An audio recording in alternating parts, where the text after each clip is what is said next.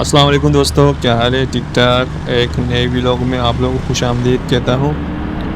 और यार आज ऑफिस से जो है ना जल्दी निकल चुका हूँ क्योंकि बारिश का ख़तरा बहुत ज़्यादा है। तो ऑफिस में जो है ना लोग ना होने के बराबर थे।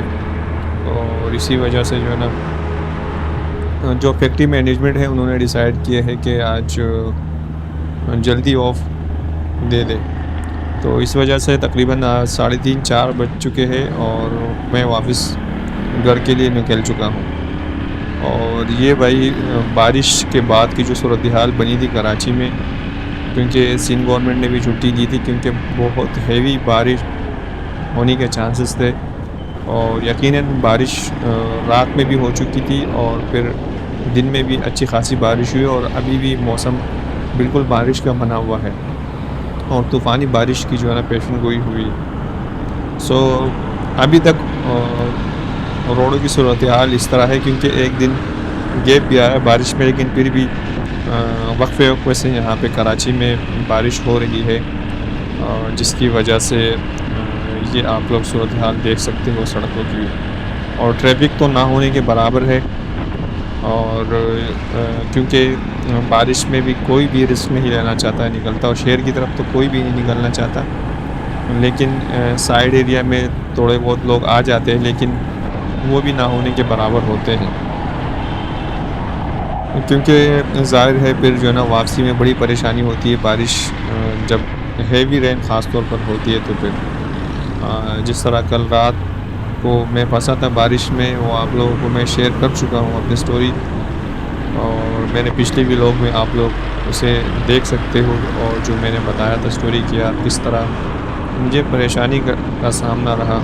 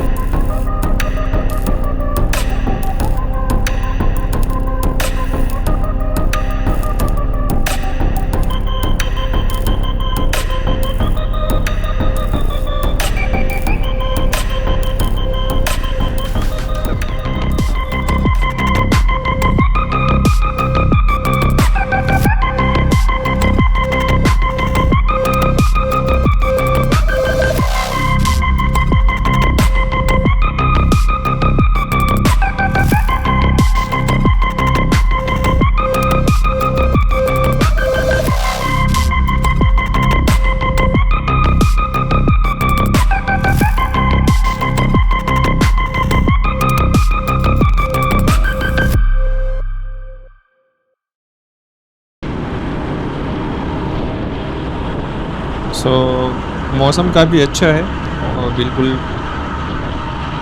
क्लाउडी मौसम है और वक्फे वक्फे से यहाँ बारिश भी हो रही है। अमूमन जब मैं घर से आ रहा होता हूँ तो व्लॉग बनाता हूँ सुबह की, और ये जो व्लॉग बन रहा है ये शाम के तकरीबन 4 बजे है। आज हमें मौका मिला दिन के रोशनी में घर जाने का। ज़ाहिर है फिर बगैर व्लॉग के तो हम रह ही नहीं सकते, क्या करें, अब हमारी आदत बन चुकी है। बहरहाल जो भी है, मेरे पास जो भी अवेलेबल रिसोर्स है उसके हिसाब से मैं व्लॉग बना ही लेता हूँ और कोशिश करता हूँ कि आप लोगों को ज़्यादा से ज़्यादा अच्छा कंटेंट दे दूँ। और जो कराची के जो मसले मसाइल है वो ज़्यादा से ज़्यादा यहाँ डिस्कस करूँ, और बाकी मुल्क के जो मसाइल है उसके ऊपर हम बात करेंगे आहिस्ता आहिस्ता इंशाल्लाह। जैसे जैसे हम लोग आगे बढ़ते जाएंगे तो जो भी मामलात होंगे उस पर हम बात करेंगे। फ़िलहाल तो हमारे लिए जो सर का दर्द बना हुआ है वो कराची का मौसम है। और पहले गर्मी थी, गर्मी की वजह से लोग काफ़ी जो है ना परेशान थे, और अब जब बारिश हुई है तो बारिश के बाद भी लोग परेशान हैं। जैसे तैसे करके जो है ना ये गर्मियाँ भी इंशाल्लाह निकल जाएंगी, और अगस्त के बाद तो बाकी मुल्क के जो शुमाली इलाका जाते हैं वहाँ पे तो सर्दियाँ शुरू हो जाती है।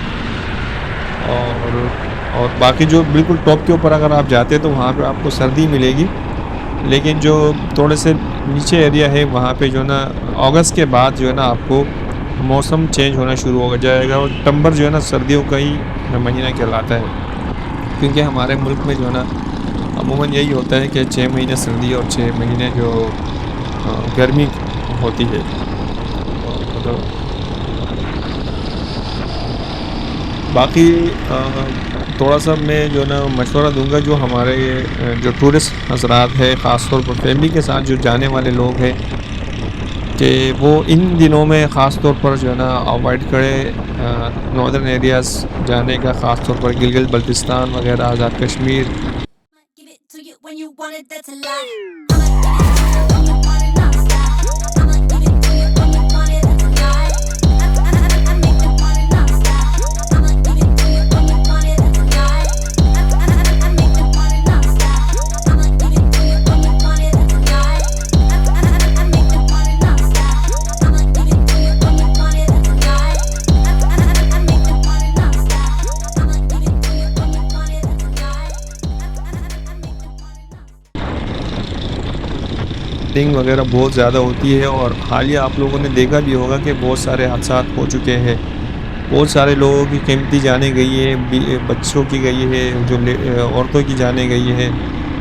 तो थोड़ा एहतियात करें, वो इन मौसम में कम से कम जो है ना घरों से ना निकले। भले आप जो है ना थोड़ा सा जून के स्टार्टिंग में और जुलाई के अंदर आप जा सकते हो, लेकिन जुलाई के एंड में एंड के 10 दिनों के बाद और अगस्त में जो है ना फिर भरपूर बारिशें होती है हमारे मुल्क में।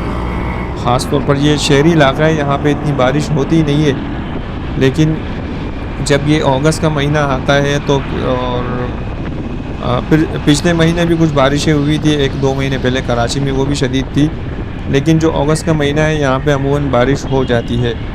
लेकिन आप इससे अंदाज़ा लगा लो कि कराची में बारिश हो रही है, तो ज़ाहिर है फिर दूसरे जो मुल्क के जो बारानी इलाके हैं, वहाँ पे कितनी बारिश होती होगी। सो मैं रिक्वेस्ट करूँगा फैमिलीज से कि जो है ना वो कोशिश करें कि इन दिनों में बिल्कुल ही अवॉइड करें, ख़ास तौर पर नॉर्दर्न एरियाज़ के खैबर पख्तूनख्वा के जो टॉप के एरिया है, नारान, कागान, और फिर इस तरफ गिलगित बल्तिस्तान के ऊपर अगर हम आते तो वहाँ पे अवॉइड करें। और आज़ाद कश्मीर के जो लोग आज़ाद कश्मीर जो लोग जाना चाहते हैं, वो लोग जो है ना एहतियात करें। और जिस तरह चतराल वगैरह खैबर पख्तूनख्वा का जो नॉर्दर्न एरियाज़ है, वहाँ पे जाने से थोड़ा सा एहतियात करें, क्योंकि यार ज़ाहिर है आप लोग ट्रिप जो शेड्यूल करते हो और जो स्केजुअल बनाते हो, तो उसमें ज़ाहिर है आपको जो है ना इस चीज़ को लाजमी मद्देनज़र रखना होगा कि मौसम कैसा रहेगा।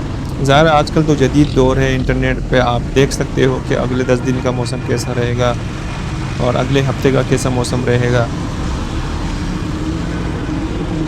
बल्कि आपको पूरे महीने का फोरकास्ट मिल जाता है कि पूरा महीना किस तरह मौसम रहेगा। तो रिक्वेस्ट यही है कि आप लोग काफ़ी एहतियात करें, आप लोग की जाने कीमती है। ज़ाहिर है सिर्फ आपकी जान नहीं है, आपके पीछे पूरी फैमिली होती है। अगर आपकी बीवी बच्चे हैं, अगर आप खुदा ना खास्ता आपको कुछ होता है, तो ज़ाहिर है फिर उनको भी काफ़ी जो ना असर पड़ता है। तो इस चीज़ को काफ़ी एहतियात करनी चाहिए। और ख़ास तौर पर अगर आपने जाना भी है, तो आप बिल्कुल बज़िद है, जाना ही है आपने, तो मैं तो ये रिकमेंड करूँगा कि आप फैमिली के साथ बिल्कुल जाइए नहीं। दोस्तों वगैरह के साथ अगर ट्रिप आपने करनी है तो वो करें, लेकिन फैमिली को तो बिल्कुल नहीं जाना चाहिए इन दिनों में। ख़ास तौर पर बच्चों को, औरतों को, मर्द फिर भी जो जैसे कि तैसे जो भी होता है वो अपने आप को कवर कर लेता है थोड़ा बहुत, लेकिन जो आपके साथ बच्चे होते हैं और ख़वातीन होती है, तो वो बड़ा ख़तरनाक हो जाता है। फिर आप जो है ना डिवाइड हो जाते हैं, आप खुद को भी अपने आप को संभाल रहे होते हैं और अभी बीवी बच्चों को भी आपने देखना होता है। तो कोशिश यही करें कि यार पहले तो जाइए मत, अगर आपने जाना है तो फिर अकेले जाने की कोशिश करें और बिल्कुल सेफ्टी गियर ले के जाने की कोशिश करें। अगर आप एक बाइकर है तो ज़ाहिर आप